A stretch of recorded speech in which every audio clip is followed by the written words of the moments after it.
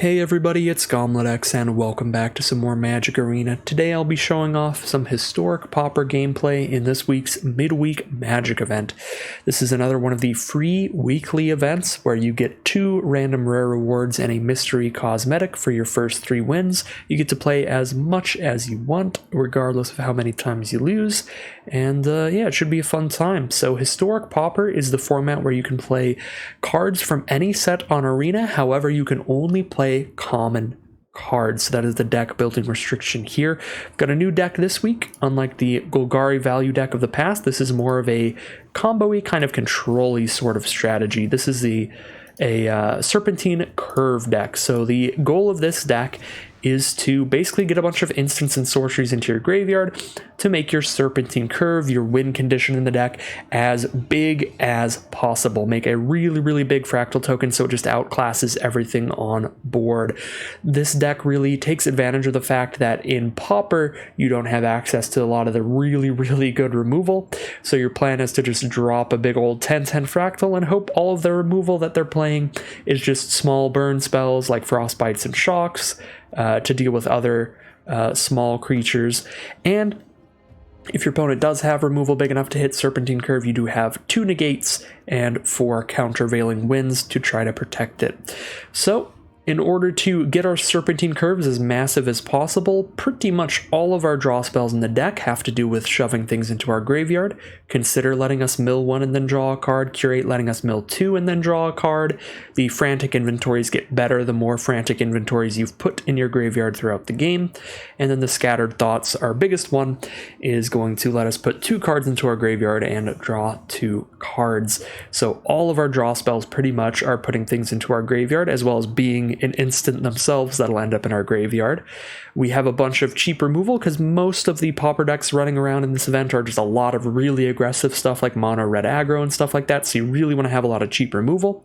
So we are making sure to help stay alive. We have 4 copies of Frostbite, 4 copies of Shock, and 4 copies of Fire Prophecy, and these are all pretty self-explanatory. The Frostbites and Shocks are just for clearing small creatures off the board, and then the Fire Prophecy is nice because this can get rid of one of our more narrow cards if the card isn't very good in the matchup. Say we're against mono red and we've got a negate sitting in our hand and we know all their burn spells aren't big enough to kill a Fractal anyway, we can ditch that negate to draw another card. Or say we're against another controlling kind of deck and we have way too much removal and we just need like the 1 Fire Prophecy, we can get rid of like a Frostbite or a Shock to draw something else, or if we're flooding out, get rid of a land to draw another card. So Fire Prophecy has played pretty well. There's 1 copy of Fling, that way if we're in a matchup where we have to just sit behind our Fractals and just wait, so that we have them as blockers, like if we're in a matchup where our opponent has a lot of big creatures, we don't have a lot of removal for big creatures. So in one of those matchups, our game plan can be to just try to draw into a late game Fling to just sacrifice a 20/20 Fractal and throw 20 damage at our opponent's face. So that's what the 1 of Fling is for. And then of course Countervailing Winds is pretty much just the best 3 mana counterspell we could put in this deck. We definitely want some kind of counterspell that can't that can counter any kind of spell instead of just non-creature spells like Negate can. And this is pretty much just 3 mana counter any spell, because in this deck, as we've seen before, we have a lot of ways to fuel that graveyard. We're doing it just by casting our cheap spells. We're self-milling ourselves a little bit. This is always going to tax our opponent pretty much too much mana for them to pay the vast majority of the time. And it also has a cycling effect. If we don't need to be holding up a counterspell, we can just spend 2 mana, discard this, and draw a card. So Countervailing Winds also pretty premium. In the mana base, we are all snow lands because of our Frostbites. So for our dual lands in the deck, we're running 4 Volatile Fjord rather than 4 of the blue-red land that gains a life when it enters the battlefield tapped, because we want our lands to be snow lands. So that is the deck, that's the idea, and we'll see how it does as we head into the gameplay. As you can see, I did already play a lot with this deck. I was trying to make some adjustments, make sure I made the best build possible to show you all. So this deck did start a little different till I got my 3 wins, but made some adjustments over time. I think this is probably one of the best places this deck can be, one of the best deck lists you can make for this kind of build. But I will be playing until 3 wins, just as if I started the event completely fresh. So here we go. Opponent's going to be on the play here. We've got a lot of card draw in our hand here. I think that makes up for the fact that we don't have a red source. We can use Consider and Curate to try to dig towards that mountain or volatile fjord. We'll see what our opponent's playing here. Another blue deck from our opponent. They're going to start with a Network Disruptor. Could very much be a ninjutsu kind of strategy then. That is what that card was used a lot with in Kamigawa.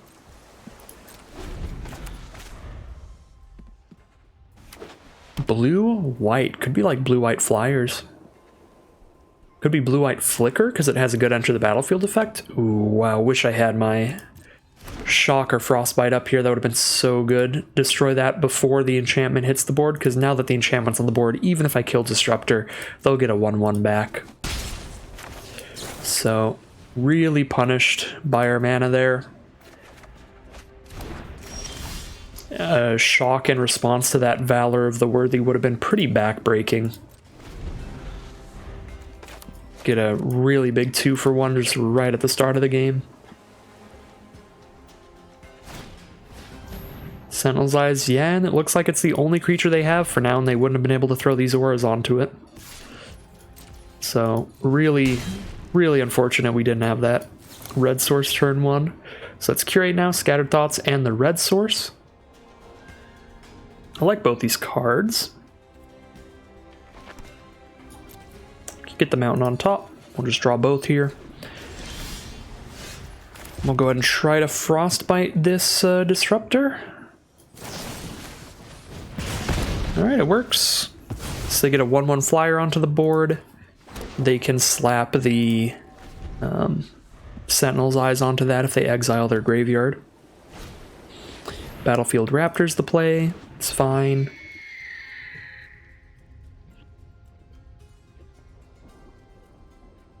Maybe throw Sentinel's Eyes onto the Battlefield Raptor instead. That would make it too big for our shock to kill it. So hopefully they just put the Sentinel's Eyes on the 1/1 instead so they can get damage in this turn. That is the play. Nice. Shock's going to be another nice piece of removal here. But as you can see, it's our turn 3, and our Serpentine Curve would already make a 4/4. That's just how quick this deck can function, which is really cool. Okay, we've got a Frostbite and a Shock here. We're down to 13. I think we have to play it defensively and just throw a burn spell. I'm going to pass turn, though, and see if they cast another aura that we can respond to instead. They'll play a Segovian Angel. They'll just go to combat. Well, if that's the case, then I'll just kill the bigger one right now. Take 1, we're down to 12. They don't have enough spells in their graveyard to recast Sentinel's Eyes. Okay, 3 1/1 flyers. Let's go ahead and... As much as I would love to get one more spell into my grave before I Serpentine Curve, knowing how their deck plays with all these auras, it's probably better to hold Frostbite and just use it in response to an aura whenever they make something bigger. For now, we just keep taking 3 a turn. And we can definitely outrace once we cast our second Serpentine Curve.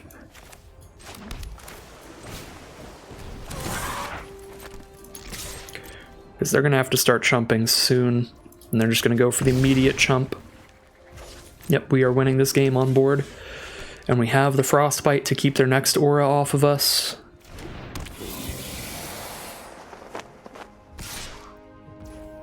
Alright, take 1. Fire Prophecy, excellent draw.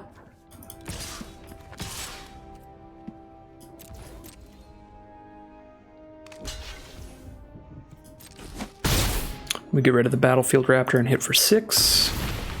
Now we're holding up all our instants if we need them, otherwise just taking 2 damage isn't that bad. Another Battlefield Raptor.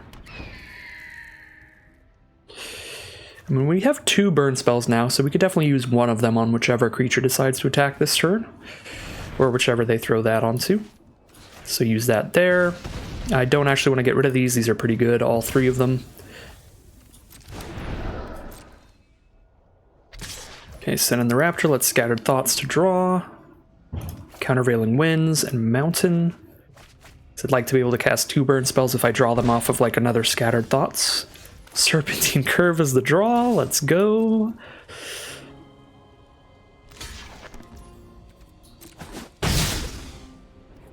could have frostbit their blocker there to put them down to 2 life here. Just gonna play it really safe. We definitely have the kill next turn even without playing a big 11-11 Serpentine Curve. Fiend's Guidance. Alright, Frostbite it is. They're out of cards, and now attack all next turn, and that is game.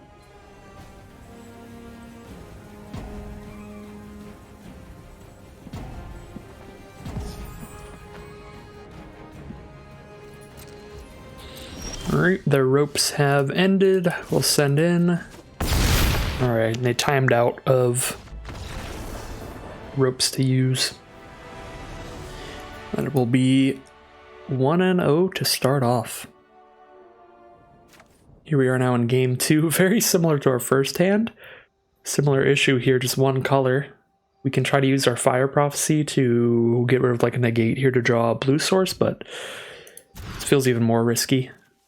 Another monocolored hand here. Rough draws. Get rid of this fling here and go for it this time. We've got 2 draw spells in blue instead of the 1 draw spell we had in red in our first hand. Playing against the black and white. Scoured Barrens is their turn 1 play. Miasmic Mummy. Each player is going to discard a card. Should probably discard like a shock here, but I'm going to go for Frantic Inventory. We hit a Frostbite. They discarded a First Sphere Gargantua. We are in for a World of Pain because this is one of the best Pauper decks. It's a black-white Reanimator.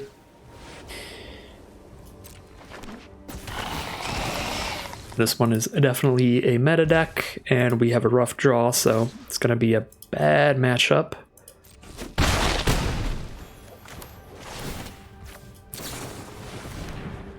Oh my god, alright, get out of here and draw another card. Unfortunate. Yeah, we are really looking just dead here. Unless this draws a mountain now. We're digging. That's for sure.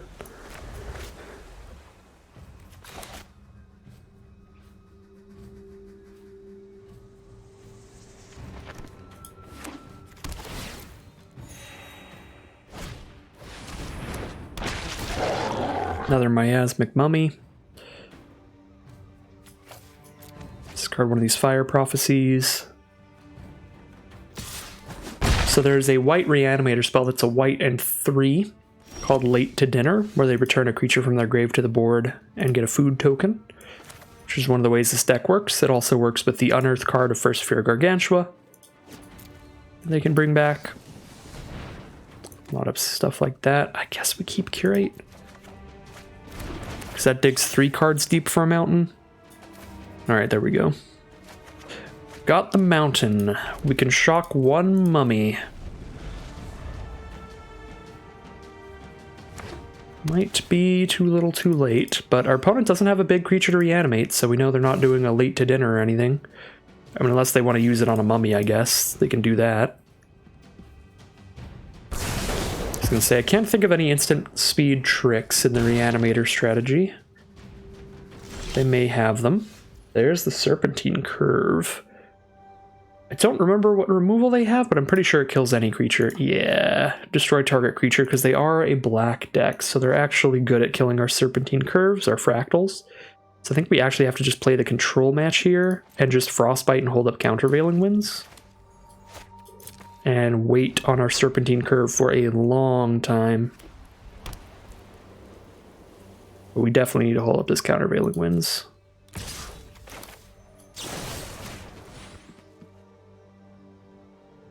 Shoot, mummy number 2. Soul of Migration. When it enters the battlefield, create 2 1/1s. They're evoking it, so they're just going to get 2 1/1s onto the board. And then they're going to reanimate it from grave to get a 2/4 flyer with 2 1/1s. It's actually a really big deal, but I can't really, like, if I counter it, they can just reanimate it, probably. I guess we'll see. Maybe they don't have removal. Hopefully they just have one or the other. If they have just removal or if they have just reanimation, that's fine. Okay, so they just murder our card. Now we can Frantic Inventory, which will draw us 3 cards to try to hit a counterspell if they go for a reanimate here. Rise again, that's a reanimate, so we go for Frantic Inventory because we could hit Countervailing Winds or negate off of it. On a draw 3, we hit neither. Miasmic Mummy is what they choose to reanimate, though. Interesting, not the soul. That actually works fine for us. Now we just discard a mountain. And then we shoot the mummy. Drop this other mountain to draw a card. Maybe they misclicked, or they just really wanted to try to lower our cards in hand here.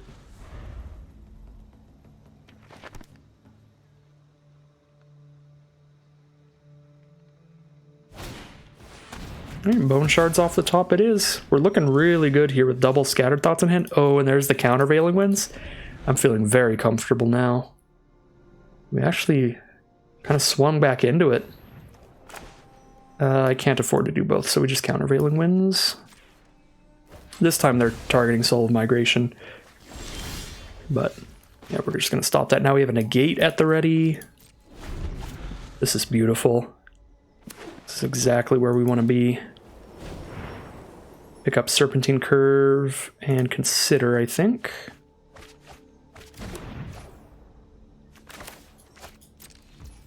Consider. Pick up another Scattered Thoughts. Sure. 4, 5, 6, 7. We can hold up negate after playing Serpentine Curve. We kill them in 2 swings. This is a 19-19 now. Land off the top. They've got one final draw step. They're not even going to try. They're not even going to try for it because they probably assume we have like negate in hand, which we do. So we win no matter what here. We attack. They draw a counter spell, or they draw a removal spell and we counter it. They draw a reanimate, we counter it. So really nice stuff there. Really big stabilization. I was really surprised they went for Miasmic Mummy over the Soul of Migration when they cast their Rise again. Surprised they didn't just go for the soul there. Would have been a different game. We stabilized really, really hard after that. Would have been much harder to do against the Soul of Migration. So I don't know if we'd win if they reanimated Soul of Migration. But maybe, I don't know. Probably not. That is 2 wins under our belts as we start heading in to round 3 to seek our 3rd win. All right, we're on the play this time. We have both colors immediately. That's what I like to see.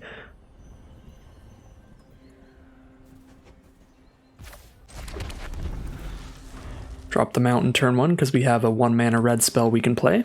And I will bolt the elf. Keep them off of their bigger plays. Negate is probably pretty bad in this matchup, so Fire Prophecy should be helpful. Get rid of this negate to draw a different card. A little Death Toucher. That's annoying enough for our Serpentine Curve. I think we do shoot that and get rid of negate. Draw for turn is a land. Cool. Now we can Frantic Inventory, but we can still threaten some kind of burn spell. Jewel Thief. Alright, that's big and scary. Powerful. Well, we're drawing a lot of cards off these Frantic Inventories. That is one thing for certain. We gotta do it right now to see if we can hit our land drop for turn. We can, so we play that, and then we can play another inventory. There's gonna be some big curves in hand. Hopefully against the what looks to be mono green here, we can just play creatures too big for them to kill, because any removal they have is going to involve their creatures dealing damage to ours. So we just need to make sure they don't have a Death Toucher on board, and then just make the bigger creatures. Just out-creature the mono green deck with these Serpentine Curves. All right, those are some real draws. Wow. Those are excellent. And I'm just going to hold off of playing the curves for a moment then. We have a Snakeskin Veil drawn a Grizzly. That's annoying. I think that's worth frostbiting because the Grizzly can draw them more cards. Yeah, that's annoying that I don't get to get rid of a card. They're just going to scoop them up. They do not play. They do not like playing against this kind of deck. It is a counter burn deck, so it can be frustrating. Down to 2 cards in hand there. Our plan was to go land and then curate, and then next turn is probably where we just start dropping Serpentine Curves that at that point would be, with a curate engrave, be at least 9/9, and if we hit any more instants and sorceries that we milled off of them, they'd be even bigger, which would be absolutely monstrous. So yeah, that was where we were going to turn the corner and start dropping Fractals next turn. I'll go ahead and play a couple more games. We'll play for a half hour here, but that would be the 3-0 run there. Even with some kind of rough draws in the first couple games, we still managed to turn things around, which was quite nice. Really nice showing from the Serpentine Curve deck. All right, mono blue, but we've got Consider. We can cycle Countervailing Winds, and at this point I've already got the 3 wins I want to get, so I'm just going to play for a half hour, win or lose. So less concerned with definitely winning. Fairy Miscreants. We definitely want to kill that before they can play more Miscreants. All right, another Consider lets us dig for that mountain again.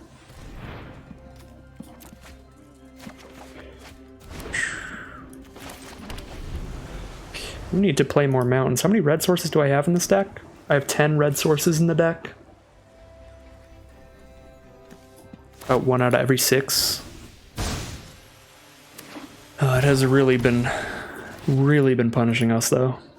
So maybe I do need to play more red sources in here.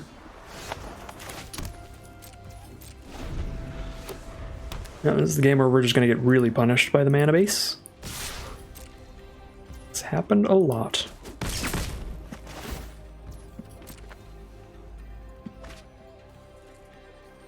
How many blue sources are in here? We got 10 red, 11, 12, 13, 14, 15 blue. That feels right. 5 more blue than red, because we've got a lot of blue cards. Maybe a little bit closer between the 2 colors. Alright, counter this creature from our opponent. There's some kind of mono blue ninjutsu deck, a bunch of flyers and ninjutsu cards. We cannot draw a mountain for the life of us.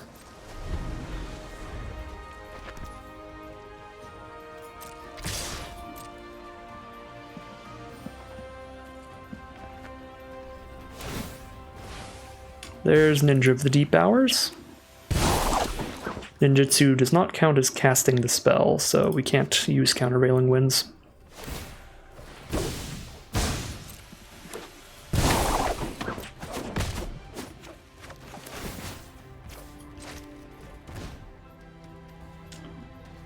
I don't even want any of these.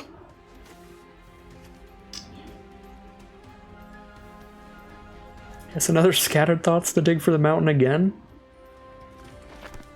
And a curve, because we can't really hold up counter mana too much more.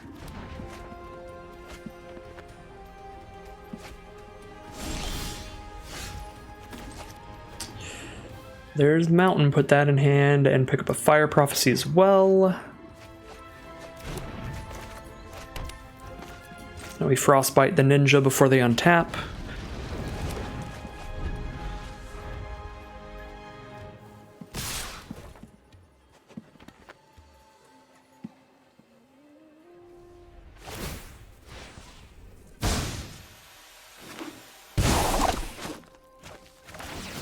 Draw 2, discard 1 for our opponent. Off of the Moon Circuit Hackers.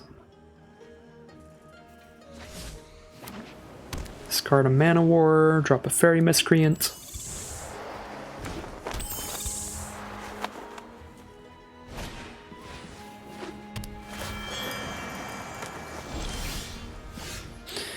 Good lord.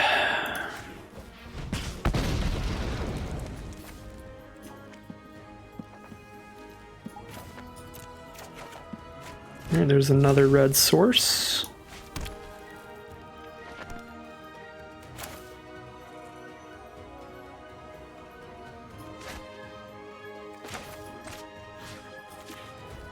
It's really rough that we have like all the burn we would have needed if we had our red sources in the early game.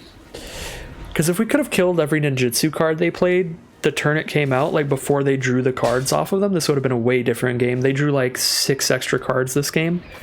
So I think we could have fought toe to toe if we had a red source turn 1, but I'm not going to get there with those draws. Definitely showing up one of the biggest flaws of the deck. We definitely need red and blue mana pretty desperately, so I guess I'll edit the deck here and add a couple more mountains. But I also did have a game where I started mono blue for, or mono red for some time. I think I had an opening hand that was mono red, and then we mulliganed it. So, could also just be Arena being mean. Alright, pretty even split now. 13, we have 13 red cards, we have 12, 16, 20, 26. We have twice as many blue cards as red cards, but our red cards are important in the early game. I'm gonna add just one more mountain and one less island, I guess. Go for 10, 7, 4. So we have 11 red sources instead of 10 red sources, and 14 blue sources still. I don't know.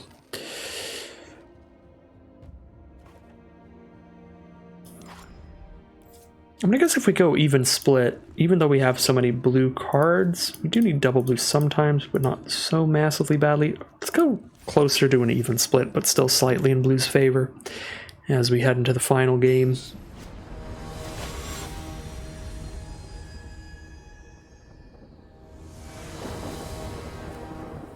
Alright, both colors, tons of interaction, beautiful, exactly what we're looking for. I should have played Mountain first turn for potential Frostbite. But I was so excited about the Curate in the left hand side. Era of Enlightenment, no thanks. No thank you. Alright, if we Frostbite here, we can Frostbite and Consider. Which looks like the play, if that is their play. Frostbite. Consider. Do you want that land still? Now I can Curate. And Frostbite. And Frostbite is 3 damage now. Double Anointer Priest is a problem, because even if we kill those, they can bring them back from grave.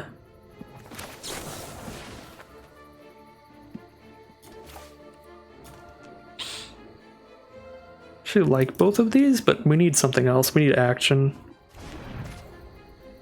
I think I'm just going to take 2 a turn from these things for a while. We found all the mountains this game. Made a minor-ish adjustment to the mana base, and now it's all red. It's just the life and times of Magic Arena sometimes. Alright, we'll kill that Overseer.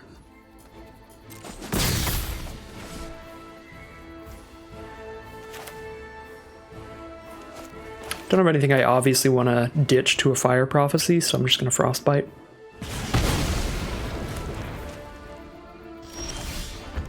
Okay, inventory to draw a card. Volatile Fjord is cool, but we'll inventory to draw 2 instead. It's a Fling, not a Serpentine Curve. If we hit a curve, it's going to be like a 10-10 now.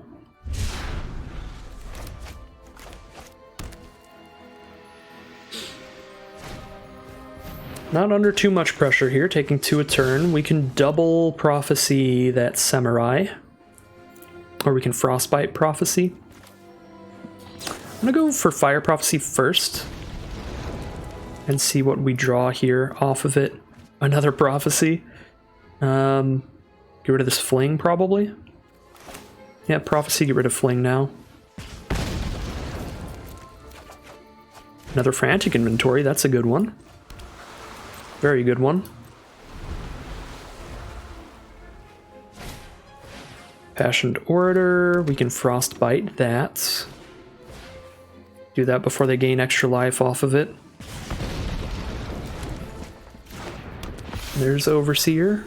Gain a life, draw a card. Very nice 2-for-1. Take 2 from the priests. Mountain. That's something to ditch to our Fire Prophecy. Countervailing Winds, and there's the Serpentine Curve. Slam that out here, or do we still want to clear the board first? I think I want to clear the board first and hold up a Countervailing Winds.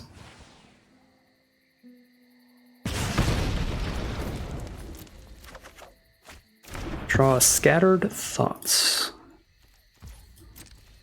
Alright, and now if we don't need to Countervailing Winds this turn, then we can Serpentine Curve holding up Countervailing Winds next turn. However, we kind of need to do that. That Heron is a very good card. 4 mana 2/3 flyer. It can give itself a lifelink for 2 mana. And it gains, it adds 1 to all the life gain they get.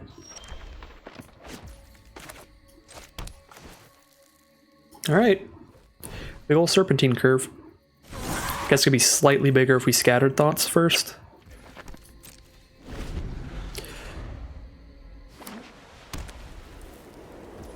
Alright. That stops their attacks. Now we Scattered Thoughts. Pick up Consider Countervailing Winds. Draw for turn. Shock is the draw, which doesn't really do anything. Send this in, let them do all their embalming. They're going to get a couple 1/1s. That's annoying enough because they're going to gain a bunch of life off of it. I'll just counter it here. Again, it's counter unless they pay 23 mana. So that's why Countervailing Winds is so good in this deck. And let's consider so we can see if we draw another curve first. Negate is okay in this matchup. I'm still going to ditch it though. Double Shock it is. Yeah, I don't know for sure what's in their deck, and I'm like, they've got a lot of good creatures. So it's possible Negate doesn't really do any good for us. Shock this order before they gain any life. And as you can probably hear, Arena's audio is still mega glitched. I don't know when it'll ever be fixed, if ever. Like half the sounds are just dip in and out. It's really awkward still.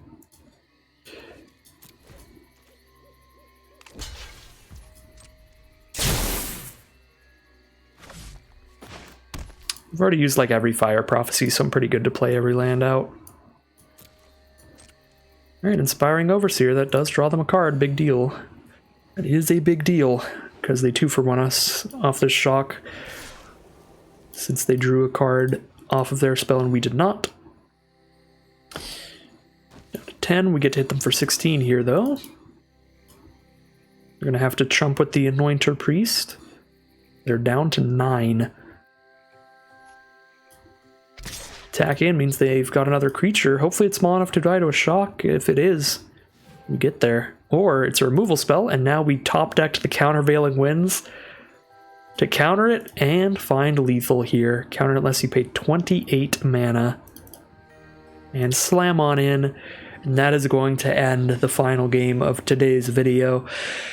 Probably going to readjust the deck again, because that was way more mountains than we would have preferred, because there are a lot of cards in our deck where we do want to play 2 blue spells in one turn, now that I think of it, with the ability to play a cheap draw spell like Consider or Frantic Inventory or something and still hold up a Countervailing Winds or a Negate. So we're just going to meet in the middle, and I think we go 10-7 split on the mana base, but that is definitely the biggest issue. There's matchups where you really want that double red early game so you can shock and Fire Prophecy in one turn. There's matchups where you really want that double blue so you can hold up your Negate and play your draw spell. So mana's not perfect. Maybe Probably not because of the frostbites. Frostbites being able to do 3 damage for 1 mana is pretty important, but I was thinking maybe we're supposed to play another play set of blue-red dual lands, just play the non-snow duals as well. That would make frostbite much less consistent. Might be worth it. It also does slow down our mana base. Running 8 tapped lands is a bit rough, because there's a lot of ways, again, with cheap like 1 mana, 2 mana instant speed cards, there's a lot of ways to use all of your mana each turn. So I don't know. I'm pretty happy with where it stands as is now, though, and have this be the deck list, and I'll probably have that as the deck list in the description. So that was a pretty fun event. Historic Pauper Midweek Magic event. Definitely recommend trying out pretty much all the Midweek Magic events, because they're always free. Get a couple free rares and a random mystery cosmetic reward. So yeah, pretty good time. Pauper's always a fun time, and I definitely enjoyed it. But that is going to end today's video. If you want to see some more videos like this, make sure to like, comment, and subscribe to let the YouTube algorithm know to send some more in your recommended feeds. But as always, thank you very much for watching, and I'll see you again soon for some more Magic Arena.